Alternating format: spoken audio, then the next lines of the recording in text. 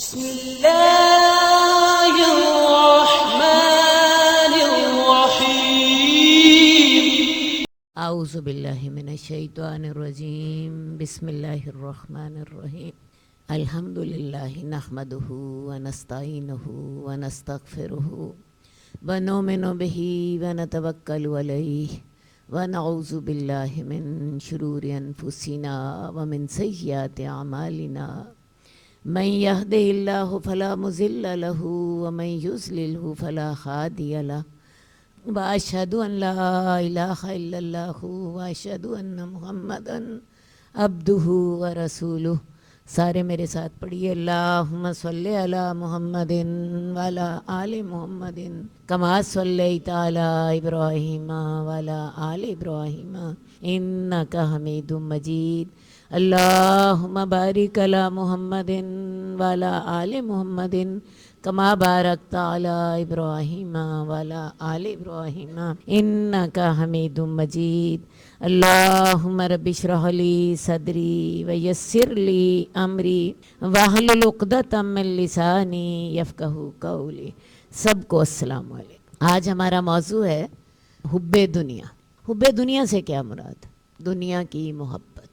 ہم اس دنیا میں رہتے ہیں اور اس دنیا میں ہی کھاتے ہیں پیتے ہیں، ہماری اولادیں ہوتی ہیں، ہمارے بچے ہیں، کماتے ہیں، اس دنیا میں زندگی گزارتے ہیں 70 سال 80 سال یا جتنی اللہ نے ہمارے لیے رکھی ہوتی ہے، اور پھر اس دنیا سے چلے جاتے ہیں۔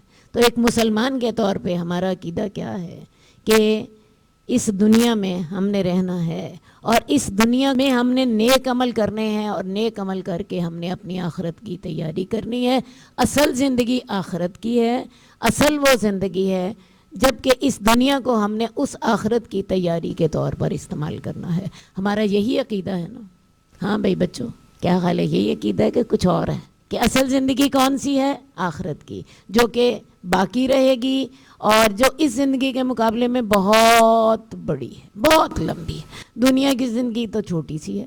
آپ کو پتہ ہے قیامت والے دن لوگ کہیں گے، آپس میں ایک دوسرے سے باتیں کریں گے، تم دنیا میں کتنی دیر رہے ہو؟ تو جو بڑے سمجھدار ہوں گے لوگ وہ کہیں گے لبثتم الا یوما، تم دنیا میں تو صرف ایک دن رہے تھے۔ اصل بات ہے آخرت کی زندگی کے مقابلے میں دنیا کی زندگی واقعی ایک دن کے مطابق ہے۔ بلکہ بعض لوگ یہ کہیں گے کہ تم تو دنیا میں ایک گھڑی ٹھہرے تھے، ایک دن بھی نہیں ٹھہرے تھے۔ بعض کہیں گے ایک دن ٹھہرے تھے، بعض کہیں گے ایک گھڑی ٹھہرے تھے۔ تو یہ جو دنیا ہے اس کی محبت، میں اس کے بارے میں آج آپ سے بات کرنے لگی ہوں۔ تو میرا موضوع ہے دنیا کی محب دنیا۔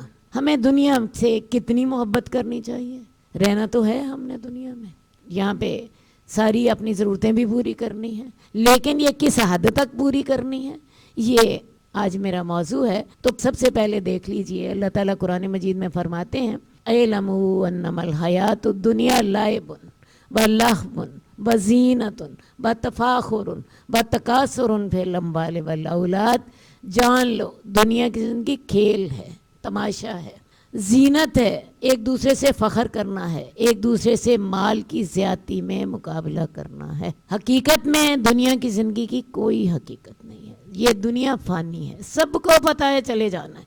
میں ایک مثال دیا کرتی ہوں، یہ جس جگہ پہ آپ بیٹھے ہیں، آج سے 100 سال پہلے کون یہاں پہ رہتا تھا نا کوئی نہ کوئی۔ ہمیں آج یاد ہے، ہمارے جو تھے دادا تک تو ہمیں پتہ ہوتا ہے کہ ہمارے دادا کون سے تھے، ہمارے پڑدادا یا پڑدادا کے آگے سے باپ جو تھے ہمیں ان کا نہیں پتہ۔ تو ہم بھی جب اس دنیا سے چلے جائیں گے کوئی کسی کو ہم یاد نہیں رہیں گے۔ آج ہم یہاں پہ رہ رہے ہیں، کل یہاں پہ کوئی اور رہے گا، اگلی نسلیں یہاں پہ رہیں گی۔ آج سے 100 سال پہلے جو شخص اس جگہ پہ رہتا تھا، جس جگہ پہ اس وقت آپ بیٹھی ہیں، کیا کسی کو یاد ہے؟ کسی کو اس کا نام یاد ہے؟ دنیا فانی ہے۔ آپ اس دنیا میں آتے ہیں، اپنا زندگی کا وقت گزارتے ہیں، اپنا جو اللہ تعالیٰ نے آپ کو جتنی زندگی دی، جتنے اعمال کی توفیق دی آپ کرتے ہیں اور چلے جاتے ہیں، اور دنیا آپ کو بھول جاتی۔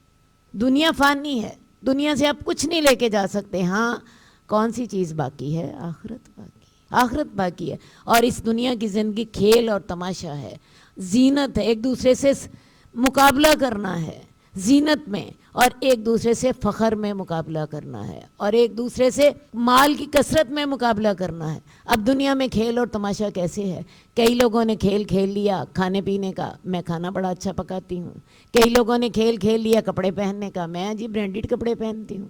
کسی نے کھیل کھیل لیا دعوتیں کرنے کا، میں جی بڑی اچھی دعوت کرتی ہوں۔ کسی نے کھیل کھیل لیا میرا گھر بڑا اونچا ہے، میرا گھر بڑا شاندار ہے۔ کسی نے کھیل کھیل لیا کہ میرے بچے بڑے اونچے اسکول میں پڑھتے ہیں۔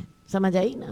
تو یہ دنیا کی زندگی کھیل تماشا ہے اور ایک دوسرے سے فخر میں مقابلہ کرنا زینت ہے، سجنا بننا، گھر بنانا، گھر سجانا، اپنے گھروں کو سجانا، اپنے آپ کو سجانا، اپنے کھانے اپنی اور چیزوں میں سجاوٹ کا دھیان رکھنا، خوبصورتی کا خیال رکھنا، اور کیا ہے ایک دوسرے سے فخر میں مقابلہ کرنا۔ فخر میں مقابلہ کیسے کرنا؟ میرے بچے جو ہیں زیادہ لائق ہیں، میرے بچے زیادہ اونچے اسکول میں پڑھتے ہیں، میرے کپڑے تم سے زیادہ اچھے ہیں، میرا جو ہے گھر تم سے زیادہ سجا ہوا ہے، میرا میاں تم سے زیادہ تنخواہ لیتا ہے۔ یہی ہے نا دنیا کہ کچھ دنیا اس سے زیادہ کچھ اور بھی ہے۔ اور تکاثر فی الاموال والاولاد، کثرت میں مقابلہ کرنا ہے مال میں اور اولاد میں۔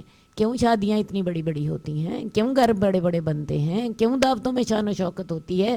کیوں مہندیاں زیادہ بڑی ہوتی ہیں؟ کیوں منگنیاں شاندار ہوتی ہیں؟ مال میں مقابلہ کرنا ہوتا ہے، میرے پاس مال تم سے زیادہ۔ یہ ریاکاری، یہ دنیا، یہ اسی کا نام دنیا۔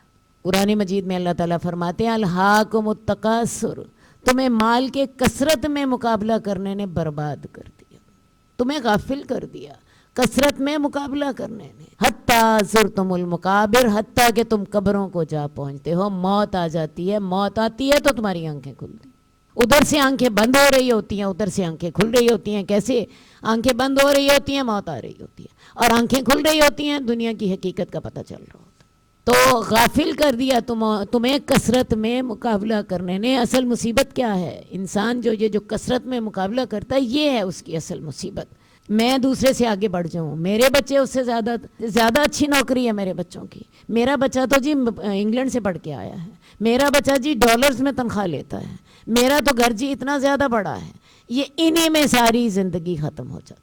حتیٰ زرتم المقابر، حتیٰ کہ تم قبروں کو جا ملتے ہو۔ تو یہ ہے حب دنیا کی حقیقت۔ دنیا جو ہے یہ ایک دوسرے سے زینت میں مقابلہ کرنا، ایک دوسرے سے فخر میں مقابلہ کرنا، ایک دوسرے سے مال کی کثرت میں مقابلہ کرنا ہے، بس یہ دنیا ہے۔ ورنہ میں آپ کو بتاؤں، اللہ تعالیٰ نے انسان کی ضرورتیں تو بڑی تھوڑی رکھی ہیں۔ ہمارا پیٹ بالکل چھوٹا سا ہے، میدا۔ آپ کسی بھی دعوت پہ جائیں، آپ کا کیا کہنا ہوتا ہے؟ میں نے تو کھایا ہی کچھ نہیں۔ ایسا ہی ہوتا ہے نا، میں نے تو کھایا ہی کچھ نہیں ہے۔ اتنا سا آپ کا چھوٹا سا میدا ہے، ایک پلیٹ میں آپ ڈالتی ہیں تو اسی کے ساتھ ہی بھر جاتا ہے۔ سونے کے لیے انسان کو ایک ہی کمرہ چاہیے ہوتا ہے، وہ 100 کمروں کا محل بھی بنا لے، کیا خیال ہے باقی سارے کمروں کو تالا لگا ہوگا نا؟ ایک ہی کمرے میں انسان سوئے گا نا۔ لباس بھی انسان ایٹ اے ٹائم ایک ہی پہن سکتا ہے کہ 4 لباس اپنے اوپر چڑھا لیتا ہے۔ آپ نے 100 لباس بنائے ہوں، ایک وقت میں ایک ہی لباس اپنے پہننا ہے، صحیح ہے؟ تو انسان کی ضرورتیں تو بڑی تھوڑی ہیں، کھانا پینا رہنا، یہی تو انسان کی ضرورتیں ہوتی ہیں۔ تو باقی سارا کیا کچھ ہوتا ہے؟ ہوس، زینت، تفاخر، تکاثر، ایک دوسرے سے مقابلہ بازی۔ میں تم سے زیادہ شاندار ہے میری جی، میرا گھر زیادہ شاندار ہے، میری اولاد تم سے زیادہ لائق ہے، میرے پاس مال تم سے زیادہ بڑا ہے، میرا گھر تم سے زیادہ سجا ہوا ہے، میرا زیور تم سے زیادہ شاندار ہے، میری دعوت تم سے زیادہ اچھی ہے، میری شادی تم سے زیادہ اچھی۔ یہی ہے نا؟ تو اللہ تعالیٰ کہتے ہیں کہ جان لو دنیا کی زندگی کھیل اور تماشا ہے اور زینت ہے، اور ایک دوسرے سے فخر کرنا ہے مال میں اور اولاد میں، اور ایک دوسرے سے کثرت میں مقابلہ کرنا ہے۔ لیکن یہ تو آپ کے ہاں دنیا کی حیثیت ہے، اللہ کے ہاں دنیا کی حیثیت کیا ہے؟ اللہ تعالیٰ فرماتے ہیں اس کی مثال بارش جیسی ہے۔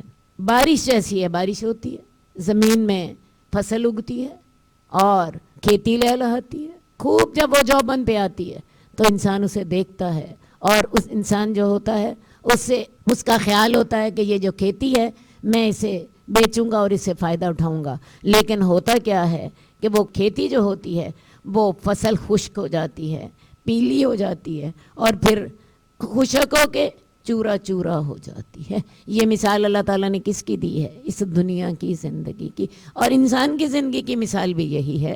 جب انسان پیدا ہوتا ہے شروع میں کمزور ہوتا ہے، اس کے بعد اس کی جوانی آتی ہے۔ جوانی بالکل ویسی ہوتی ہے جیسے کھیتی لہلہا رہی ہوتی ہے، انسان کو بڑی اچھی لگتی ہے، انسان سوچتا ہے میں اس کو بیچوں گا، میں اس کے ساتھ مجھے بہت مال حاصل ہوگا۔ تو جوانی بھی انسان کی اس کھیتی کے لہلہانے جیسی ہوتی ہے۔ پھر کیا ہوتا ہے؟ جیسے کھیتی خشک ہو جاتی ہے، انسان کی جوانی گزر جاتی ہے، بڑھاپا شروع ہو جاتا ہے، اور اس کے بعد جیسے کھیتی چورا چورا ہو جاتی ہے، انسان مر مک جاتا ہے، نہ کسی کو یاد نہ کسی کو فریاد۔ انسان کی زندگی کی مثال اللہ تعالیٰ نے اس طرح کی دی ہے۔ تو اصل بات ہے اللہ کے نزدیک انسان کی جب زندگی ختم ہو جاتی ہے تو پھر کیا ہے؟ وَفِي الْآخِرَةِ عَذَابٌ شَدِيدٌ وَمَغْفِرَةٌ مِّنَ اللَّهِ وَرِضْوَانٌ۔ آخرت میں یا تو عذاب سخت ہوگا یا پھر اللہ کی طرف سے بخشش ہوگی اور اللہ کی رضامندی ہوگی۔ وَمَا الْحَيَاةُ الدُّنْيَا إِلَّا مَتَاعُ الْغُرُورِ، اور نہیں ہے دنیا کی زندگی مگر دھوکے کا سامان۔ یہ انسان کی زندگی کی مثال اللہ تعالیٰ نے بارش سے دی ہے۔ بارش سے جیسے کھیتی لہلا اٹھتی ہے، انسان اپنی جوانی میں سمجھتا ہے جی میں ساری دنیا کا مالک ہوں، میں جو چاہوں کر لوں، اور پھر اس کے بعد ادھیڑ عمر آ جاتی ہے، پھر بڑھاپا آ جاتا ہے، اور بڑھاپے میں حال یہ ہوتا ہے لِكَيْ لَا يَعْلَمَ مِن بَعْدِ عِلْمٍ شَيْئًا، انسان یوں ایک بچے کی طرح ہو جاتا، نہ وہ طاقت رہتی ہے نہ وہ عقل رہتی ہے، اللہ تعالیٰ دے کے وہ طاقت انسان سے چھین لیتے ہیں۔ وہ سارے جوانی میں جو بڑے فیصلے کیا کرتا تھا، جو بڑا طاقتور تھا، اللہ اسے بتاتے ہیں میں جب چاہوں تمہیں دے دوں، جب چاہوں دینے کے بعد چھین لوں۔ اور پھر ہوتا کیا؟ پھر موت کے بعد انسان کو کوئی یاد ہی نہیں ہوتا، کسی کو یاد نہیں ہے۔ جیسے وہ کھیتی چورا چورا ہو کے اڑ جاتی ہے، ہواؤں سے جہاں چاہے لے جاتی ہے، اسی طرح انسان کی زندگی کو بھی کسی کو پتہ نہیں ہوتا یہ بندہ تھا، مر مک گیا، اس کا کیا کسی کو یاد نہیں ہوتا۔ جیسے میں نے ابھی آپ کو مثال دی، جو شخص یہاں پہ 100 سال پہلے رہتا تھا آپ کو یاد نہیں ہے، جو ہمارے پردادا سے اوپر رشتے ہمیں یاد نہیں ہیں۔ اصل کون سی چیز ہے؟ اصل پھر اس کے بعد وَفِي الْآخِرَةِ عَذَابٌ شَدِيدٌ، یا تو سخت عذاب ہے اور یا پھر اللہ کی بخشش ہے۔ اصل بات ہے اگر تو انسان نے اس دنیا سے کوئی فائدہ کر لیا، کوئی نیکی کما لی، کوئی اچھے کام کر لیے، کوئی اللہ کی عبادت کر لی، کوئی اللہ کے بندوں کے ساتھ نیکیاں کر لی، بل باقیات الصالحات خیر عند ربک ثوابا وخیر املا، باقی رہنے والی نیکیاں وہ اللہ کے پاس جو ہیں ثواب کے لحاظ سے بھی اچھی ہیں اور امید کے لحاظ سے بھی اچھی ہیں۔ جس نے تو کوئی نیکیاں کر لی، کوئی اللہ کی فرما برداری کر لی، کوئی اللہ کے بندوں کے ساتھ نیکی کر لی، کوئی اس دنیا کے رہنے والوں کا کوئی فائدہ کر دیا، اس کی نیکیاں تو یاد رہتی ہیں، اور وہ بندہ بھی اس دنیا میں یاد رہتا ہے اور اس کی نیکیاں بھی باقی رہتی ہیں۔ ورنہ کیا ہوا؟ آیا اس دنیا میں ایک دفعہ اس کو جوانی تھی، جوانی میں اس کی خوب امنگیں تھیں، خوب آرزویں تھیں، مر گیا، مک گیا، اور پھر آخرت میں عذاب شدید، عذاب بڑا سخت۔ تو یہ ہے انسان کی زندگی، یہی ہے یا کچھ اور ہے؟ بتائیے مجھے، یہی ہے یا کچھ اور ہے؟ یہ ہے کل دنیا کی کہانی۔ اور اللہ تعالیٰ ہمیں کیا سکھاتے ہیں؟ اللہ تعالیٰ ہمیں کیا سکھاتے ہیں؟ ندار الآخرت لہی الحیوان، اصل زندگی کون سی ہے؟ آخرت کی اصل زندگی وہ ہے۔ یہ دنیا تو چند روزہ ہے، اور اللہ تعالیٰ نے صرف ہمیں اس لیے دیے ہے تاکہ وہ دیکھے کہ تم میں سے عمل میں سے اچھا کون ہے۔ یہ تو آزمائش ہے، یہ تو آزمائش تھی۔ الدنیا مزرعۃ الآخرہ، دنیا جو ہے وہ آخرت کی کھیتی ہے۔ اس دنیا میں ہم کھیتی بوتے ہیں، اور وہ کھیتی کا پھل ہمیں کہاں پہ ملتا ہے؟ جا کے آخرت میں ملتا۔ اور اگر ہم نے وہ کھیتی نہ بوئی تو پھر آپ یہ دیکھ لیجئے، وہ اس کی مثال بالکل ایسے ہے جیسے وہ کھیتی جو ہے چورا چورا ہو جاتی ہے، اور چورا چورا ہونے کے بعد ہواؤں سے اڑائی پھرتی ہے، کسی کو پتہ خبر نہیں ہوتی، نہ اس دنیا میں۔ اور آخرت میں کیا ہے؟ وَفِي الْآخِرَةِ عَذَابٌ شَدِيدٌ، آخرت میں سخت عذاب ہے۔ یا دوسری بات کیا ہے؟ اللہ کی مغفرت ملتی ہے اور اللہ کی رضامندی ملتی ہے۔ یہ انسان کو سوچنا ہے۔ اب بہت زیادہ مال رکھنے والے لوگ جو ہیں انہیں اپنے مال کی کثرت پر بڑا تعجب ہوتا ہے، وہ چاہتے ہیں ساری دنیا کو اپنا مال دکھائیں، بڑے بڑے گھر بنائیں، بڑی بڑی جناب علی وہ اپنی کوٹھیاں بنائیں، پلازے بنائیں، 100 کنال کے گھر بنائیں۔ لیکن ہوتا کیا ہے؟ اس کی مثال بھی اس دنیا ہی کی طرح، یہ 4 دن کی چاندنی ہے نا، وہ 4 دن اس دنیا میں تو عیش کر لیں گے، لیکن اس کا حساب کتاب سارا کل کو اللہ کے ہاں دینا ہوگا، کل کو اللہ کے ہاں دینا ہوگا۔ تو دوبارہ ایک دفعہ سن لیجئے کہ وما هذه الحیات الدنیا الا لہو و لعب، یہ دنیا کی زندگی کھیل اور تماشا ہے، وَإِنَّ الدَّارَ الْآخِرَةَ لَهِيَ الْحَيَوَانُ، اور آخرت کی زندگی اصل زندگی ہے، لَوْ كَانُوا يَعْلَمُونَ، کاش کہ یہ لوگ جانتے ہوتے۔ حدیث میں بھی آتا ہے کہ یہ دنیا میٹھی ہے، سرسبز ہے، اور اللہ تعالیٰ نے تمہیں اس میں اس لیے بھیجا ہے تاکہ وہ دیکھے کہ تم کیسے عمل کرتے ہو۔ اب یہ تو ہم دنیا کے پیچھے پاگل ہو جاتے ہیں، دنیا جو ہے ایسا پاگل ہوتے ہیں کہ ہمیں کچھ اور یاد ہی نہیں رہتا، ہر وقت دنیا کے پیچھے، کبھی اولاد، کبھی مال، کبھی کھانا پینا، کبھی دوسری چیزیں، کبھی عورتیں اپنے گھر انہیں گھر، کھانے پکانے، کچن، انہی میں ہی ہماری زندگی گزر جاتی ہے۔ لیکن میں آپ کو بتاؤں اللہ کے نزدیک یہ دنیا کی کیا قیمت ہے، یہ بھی میں آپ کو بتا دیتی ہوں۔